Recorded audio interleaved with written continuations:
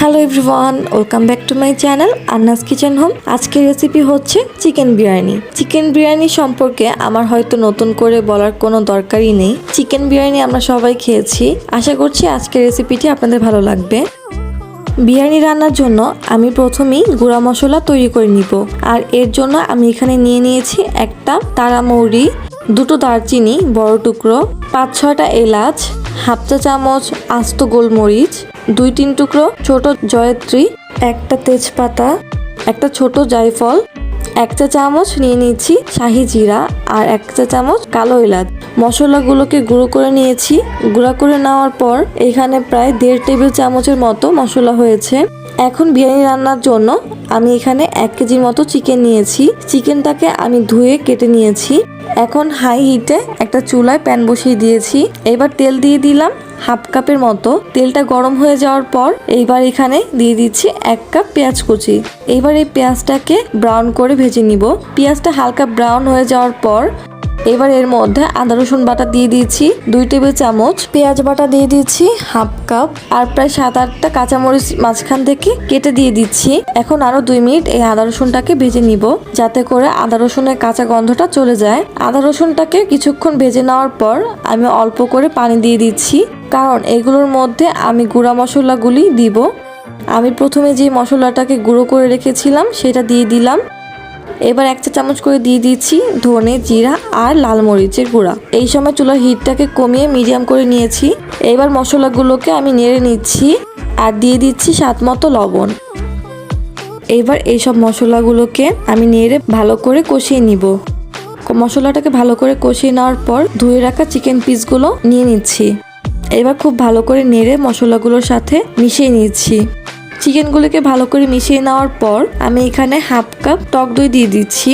আর দইটাকে আমি আগের থেকে একটা বাটিতে ফেটিয়ে রেখেছিলাম। এখন আমি দইটাকে চিকেনের সাথে ভালো করে মিশিয়ে নিচ্ছি। এই চিকেনটাকে আমি আর পানি অ্যাড করব না। চিকেন থেকে যতটুকু পানি বের হবে ওইটা দিয়ে চিকেনটা সিদ্ধ হয়ে যাবে। ঢাকনা খুলে রেখে চিকেনটাকে প্রায় 5 মিনিট কষিয়ে নেওয়ার পর এটাকে ঢেকে দিচ্ছি প্রায় 20 মিনিটের জন্য। ঢাকনা খুলে দিয়েছি, চিকেন থেকে পানি বের হয়েছে। আবার ঢেকে দিলাম 5 মিনিটের জন্য। এখন আমার চিকেনটা সিদ্ধ হয়ে গেছে। এখন আমি এর মধ্যে 5 টুকরা আলু বকরা দিয়ে এটাকে মিশিয়ে নিব। এখন ঢাকনা খুলে রেখে আরো 5 মিনিট জাল করে নিব। এরপর চুলা থেকে নামিয়ে নিব। এখন পোলাও রান্নার জন্য চুলায় একটা হাঁড়ি বসিয়ে নিচ্ছি। এখন আমি 1/4 কাপ ঘি দিয়ে দিলাম।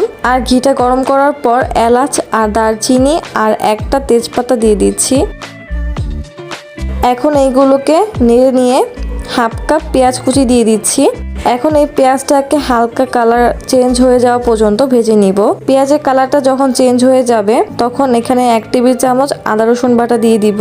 এখন আদা রসুনটাকে আমি প্রায় 2 মিনিট ভেজে নিব। আদা রসুনটাকে ভেজে নিয়েছি। এখন আগের থেকে ধুয়ে পানি ঝরিয়ে রাখা পোলার চালগুলো দিয়ে দিচ্ছি। এখন এই চালটাকে কিছুক্ষণ সময় ধরে ভেজে নিব আর চুলার আঁচটাকে কমিয়ে মিডিয়াম করে নিব। প্রায় 4 থেকে 5 মিনিট চালটাকে ভেজে নেওয়ার পর এখন এখানে পানি অ্যাড করব। আর আমি এখানে পানি আর দুধ দুইটা মিলিয়ে রান্না করব। 3 কাপ জালের জন্য ডাবল অর্থাৎ 6 কাপ পানি, তাই আমি এখানে 5 কাপ পানি দিব আর 1 কাপ দুধ দিব। এখন আমি এখানে গরম পানি আর গরম দুধ দিয়ে দিচ্ছি।